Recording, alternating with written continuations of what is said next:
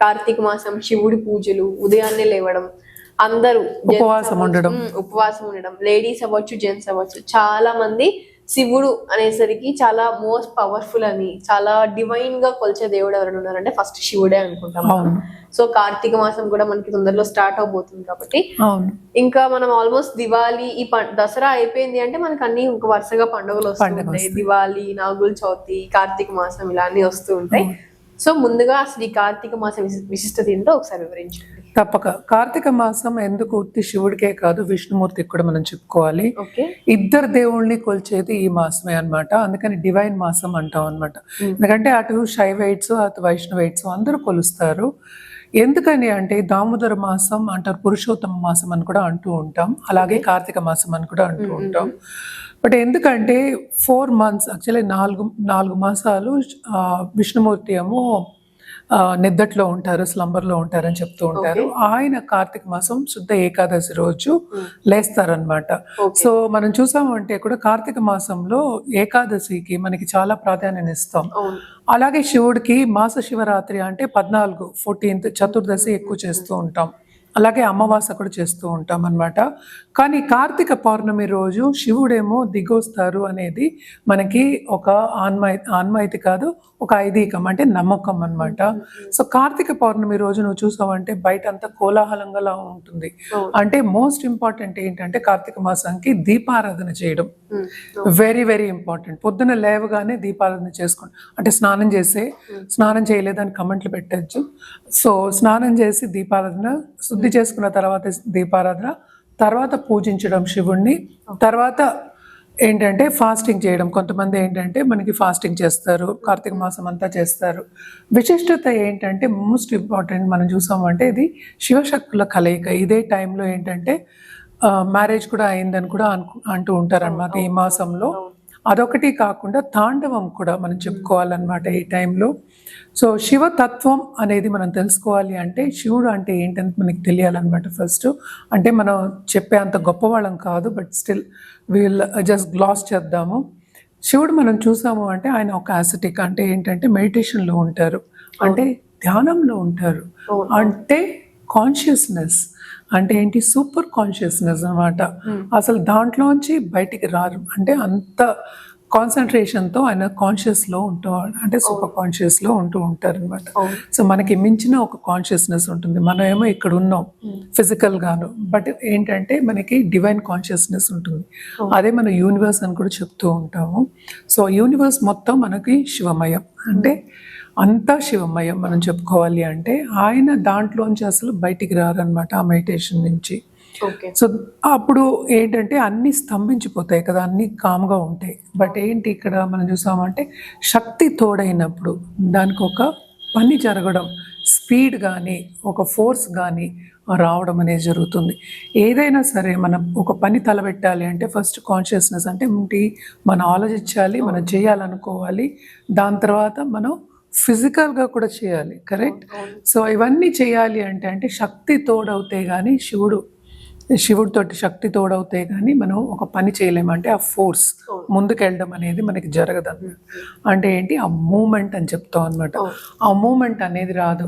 So Karthika మాసం విశిష్టత అంటే బికాజ్ ఇద్దరు మనకి అటు శివుడు అటు విష్ణుమూర్తిని కొలవడం అనేది జరుగుతుంది కంటిన్యూస్గా. అంటే ఇద్దరికీ మనం చేస్తున్నాం కనుక ఈ మాసం అంతా ఏంటంటే కంటిన్యూస్గా పూజలు, రిచువల్స్, అలాగే ఏంటంటే దీపారాధన చేయడము, అండ్ కంటిన్యూస్గా సెల్ఫ్ని మనం అడగడం. అంటే ఏంటి, మనం ఎవరు అంటే క్వశ్చనింగ్, అంటే స్పిరిచువల్గా వెళ్ళడము, క్వశ్చన్ చేసుకోవడము, అలాగే హయ్యర్ పవర్తో కనెక్ట్ అవ్వడానికి, హయ్యర్ కాన్షియస్తో కనెక్ట్ అవ్వడానికి మనం ఈ మాసం అంతా మనం చెప్పుకుంటూ ఉంటాం అనమాట.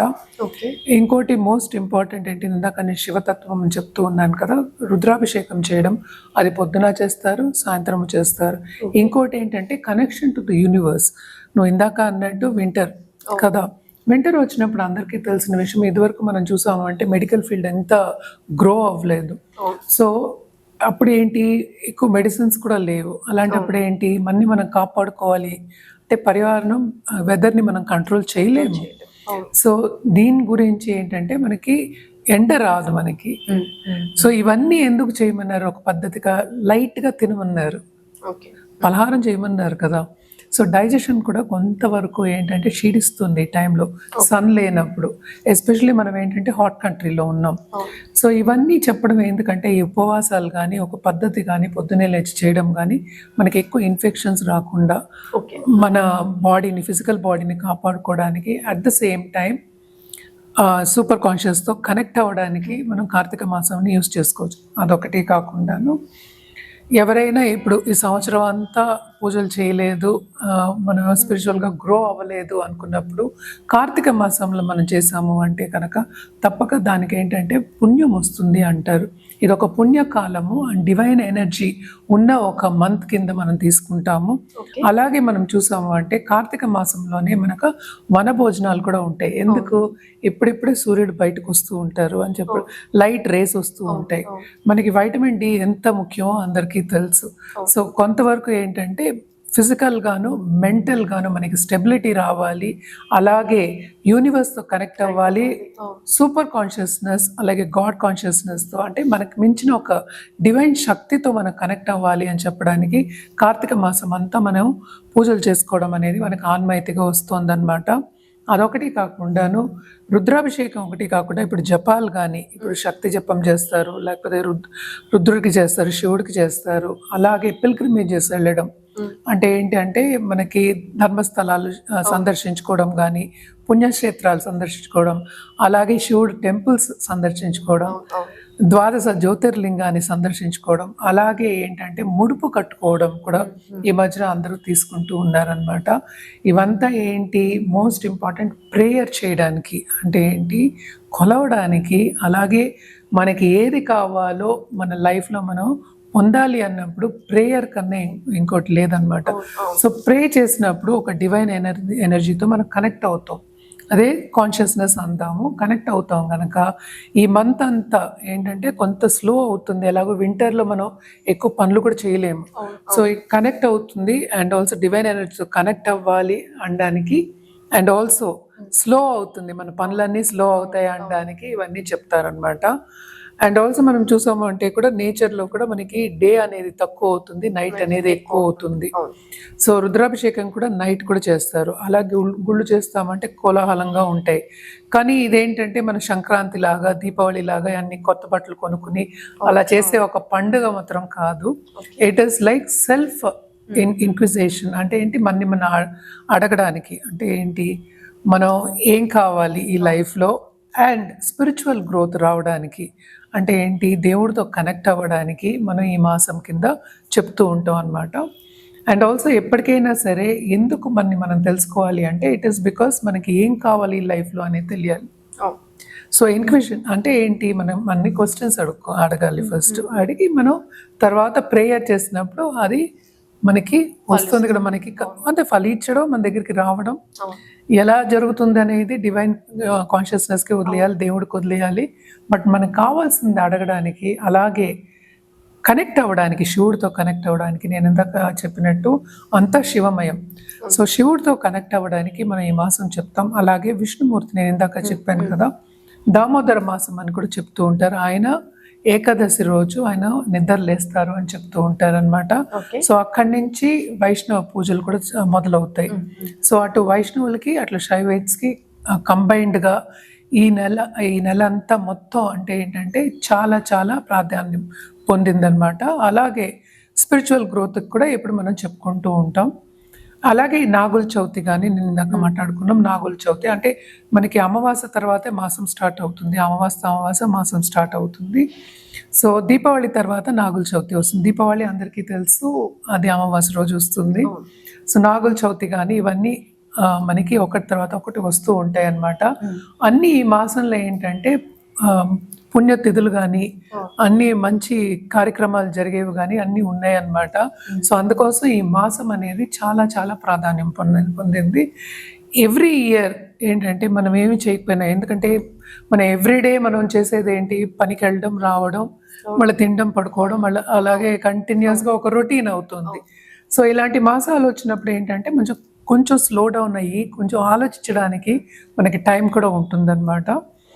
అండ్ ఆల్సో ఏంటంటే ఇది సద్వినియోగం చేసుకోవాలి ఈ టైం అంతాను.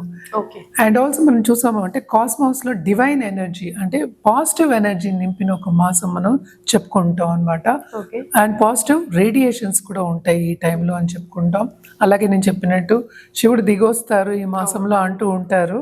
సో తప్పక ఏంటంటే ఇది చాలా ప్రాధాన్యం పొందిన ఒక మాసం కింద మనం కన్సిడర్ చేయాలి. మోస్ట్ ఇంపార్టెంట్ నేను చెప్పినట్టు దీపారాధన చేయడం, అలాగే ఇంట్లోనే శివుడికి ఏంటి కొంచెం నీళ్లు పోసినా చాలు.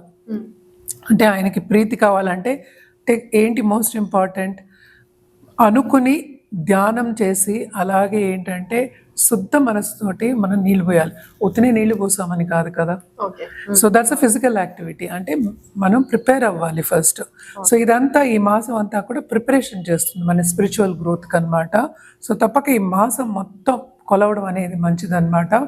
అలాగే మనం మాట్లాడుకోవాలి అంటే రుద్రాక్ష ఈ టైంలోనే రుద్రాక్ష మాలలు వేసుకోవడం కానీ, రుద్రాక్ష తీసుకోవడం కానీ, అంటే ఒక గురువు దగ్గరైనా ఆస్ట్రాలజీ దగ్గర వెళ్ళి తీసుకుని దాన్ని వేసుకోవడం కానీ చాలా చాలా మంచిదన్నమాట. అలాగే సిద్ధమాలలు ఉంటాయి, మహాసిద్ధమాలలు ఇవన్నీ ఉంటాయి. ఒక్కొక్కరికి ఒక్కొక్క లైఫ్ గోల్ ఉంటుంది, దాన్ని బట్టి ఏంటంటే ఇవ్వడం అనేది జరుగుతుంది అనమాట. అండ్ ఆల్సో మనం చూసాము అంటే నేను ఇందాక చెప్పాను కదా శివుడు పార్వతి కలయిక. సో మనకి లైఫ్ కూడా ఏంటంటే మనకి శక్తి లేకుండా మనం ఏమీ చేయలేము.